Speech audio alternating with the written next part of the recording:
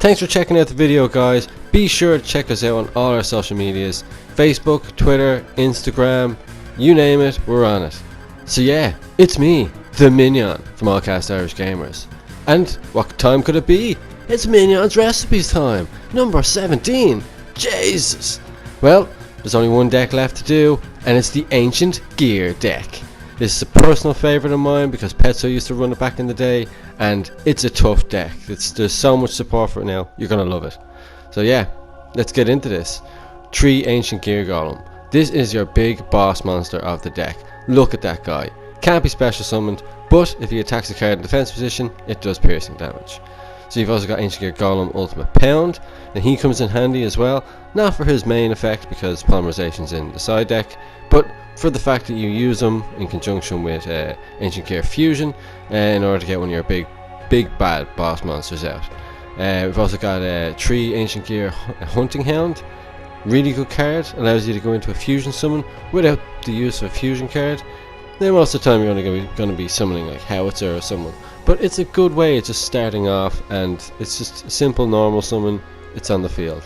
We've got 3 Ancient Gear Knight, because Ancient Gear Fusion will allow you to send monsters from the deck, and that's where you'll be sending that guy. Ancient Gear Reactor Dragon.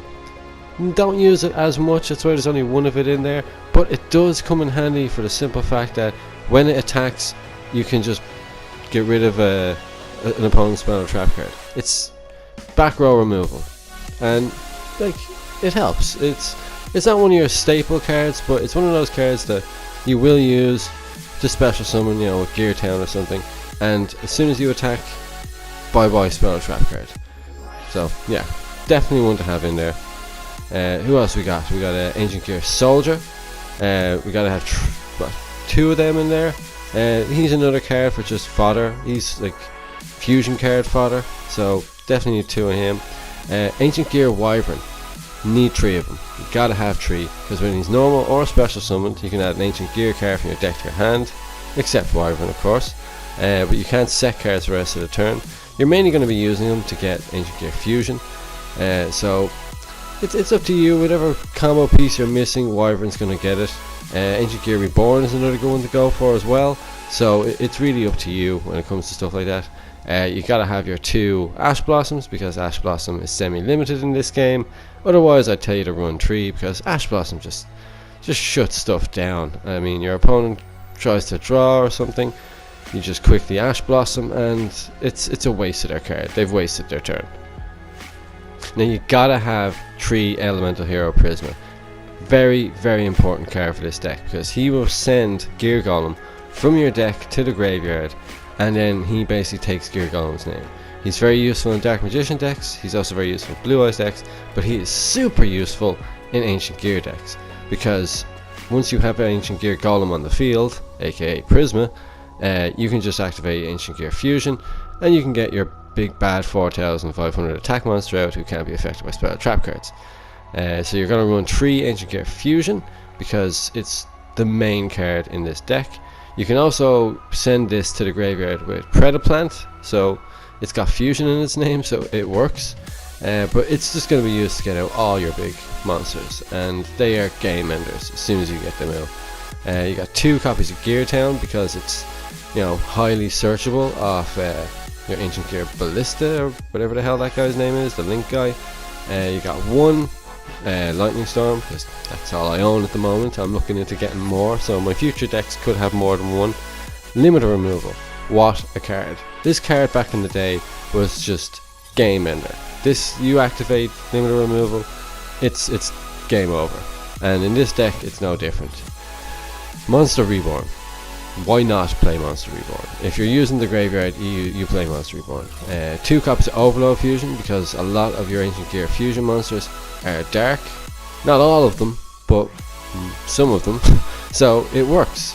And especially if you bring them out one way, or even just mill the cards into the graveyard, and then boom, you've got your 4500 attack guy out. Power Bond is a very important card. Another staple card from back in the day that I remember Petso used to use, and it's just another game-ending card, especially when you've got fusion monsters that cause damage when they're in defense mode with piercing.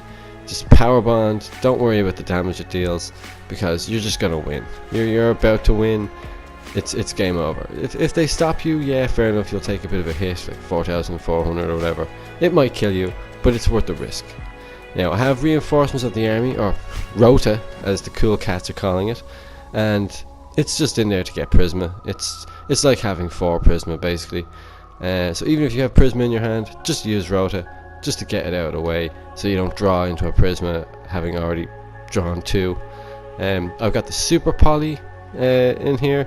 2 Super Polys, because Super Poly can still be used sort of defensively and offensively. You can combine your opponent's monsters, or you can combine your own monsters into an Ancient Gear card. It's really your call, but it's one of those cards that I just can't make a deck without it these days. Ancient Gear Reborn, super good card, but you have to control no monsters in order to do it. But it's not like the monster gets destroyed if Ancient Gear Reborn leaves the field. It's just special summon an Ancient Gear from your graveyard. Like, why would you not want that in there? And it works on all your big monsters. The only one it won't reborn is your Ancient Gear Golem, so watch out for that. 3 copies of Infinite Impermanence, because it's a hand trap. It negates everything in the same column and the monster you target with it, so it's just such a good card. Like, I can't picture a machine deck certainly without Infinite Impermanence. So yeah, okay, onto the fusion monsters. Howitzer. You gotta have 2 copies of Howitzer. He's just a great way. Once he's destroyed, he special summons Ancient Gear Golem without, ignoring his summoning conditions. So yeah, you gotta have this card, because this will allow you to get Ancient Gear Golem out. You use Ancient Gear Golem to Ancient Gear fusion. I mean, it just works. Okay, don't question the tactics. It works. On to the rest of our fusion monsters. We got this big powerhouse of a guy. What's his name? Ancient Gear Megaton Golem. Like, he's just crazy effect. And the great thing about him as well is he has a floating effect. He will go and summon your ultimate Ancient Gear Golem on destruction. So even if it leaves the field in any way, he will just get that card out. So it's just a super good card. You got the Chaos Ancient Gear guy. Just can't be affected by either player's spell or trap cards. So effective. Like, just, he will end games. And he's so easy to summon. Ancient Gear Fusion, Overload Fusion. You wouldn't believe how easy it is to get 4 Ancient Gear cards into the graveyard with this deck. So Chaos Ancient Gear Giant, definitely a one of. No, I've gone for 2, so it's up to you. Draco Stapelia, he is a super poly target. What can I say? He just, against like someone like Shadal's, or if someone's running, well, they can't be running Dragoon in this game, but he's just great for getting rid of a fusion card. You got Starving Venom as well, definitely a must if you're running super poly, and of course your ultimate Ancient Gear guy. But what can I say? That he just finishes the game, especially if they're in defense mode, because he does piercing damage. So yeah, it's all but over if this guy attacks and they're in defense mode. And then you can just limit or remove them just to make sure, I suppose, if you wanted to make sure the job was done. So hence why I've got 2 of him in there. I've also got Dingirsu, because more often than not you will end up with 2 level 8s on the field, and if you've got no fusion capabilities, he's just a good rank 8 to go into. Same with Hope Harbinger, if you're going first and you can get 2 level 8s on the field, not a bad call. You got your Ancient Gear Link monster, also a brilliant card. He'll reduce your opponent's monster's defense to 0, and he'll allow you to special summon. I mean, and he adds a card, so you can go for Wyvern. Wyvern will get you Ancient Gear Fusion. He's just so versatile. He also allows you to pop Gear Town. So you add Gear Town with him, place it on the field, you activate his effect, Gear Town gets destroyed, then you get your special summon. But yeah, he's really good. He's just super good. Haku Fibrax is in there because he'll help you climb into other Link monsters. You don't have a lot of tuners, mind you, but the option is there. Predaplant, he's there solely for your super poly and your Ancient Gear Fusion. Just be careful, because you can't summon any more monsters after doing his effect, so you want to have everything on the field first, then you activate his effect. Now, Sayuja is really a mix-up. You can put anything in here. I don't think I summoned this card once. But if you wanted to put something else in here, if you wanted to put Black Rose Dragon or something, just anything to sort of fill the space. So the last option on the extra deck is your call. I'll leave that up to you. Sayuja was my choice. And then for the extra, or the side deck, I mean, it's pretty simple. You gotta have your backup hand traps with the ghost spells. King of the Swamp. He's not as effective as I thought he would be, but he is a great searcher for polymerization.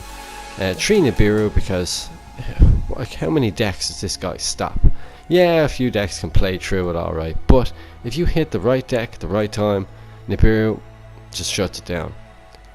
So you gotta have Caught by the Grave. I'm sorry, if you're going against decks that you run hand traps, like a lot of hand traps, you gotta have Caught by the Grave.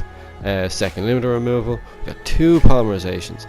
Now, polymerization is one of those cards that you're probably better off running in the main deck, because it'll help you get a monster on the field. It'll also put those monsters in the graveyard, and then once they're in the graveyard you can run into Overload Fusion.